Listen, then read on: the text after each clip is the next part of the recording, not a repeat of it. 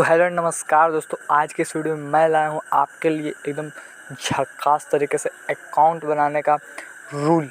देखो यार, बहुत सारे लोगों का कमेंट आ रहा था कि अकाउंट सही से नहीं बन पाता, इंस्टाग्राम का फेक अकाउंट जो है वो बैन हो जा रहा है, तुरंत इंस्टेंट बैन हो जा रहा है।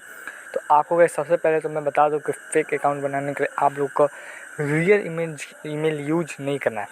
आप लोग fake email temp mail download कर लो। एप्लीकेशन टेम्प मेल है, जैसे मैं दिखला देता हूँ पहले एप्लीकेशन।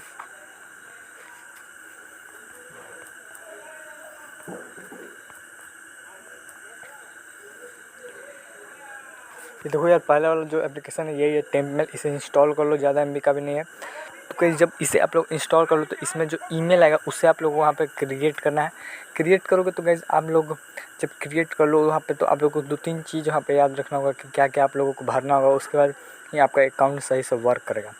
देखो, आप लोगों को सबसे पहले एक अकाउंट में आप लोगों को कम से कम 3 पोस्ट, 1 प्रोफाइल पिक होना ही चाहिए। अगर ये सब नहीं है तो अकाउंट बैन हो सकता है या लंबे समय तक नहीं चलेगा। तो इन 3 चीज़ों का आप लोग ध्यान दो। एक प्रोफाइल पोस्ट एंड ऐसे पब्लिक 3 पोस्ट होने चाहिए, ठीक है।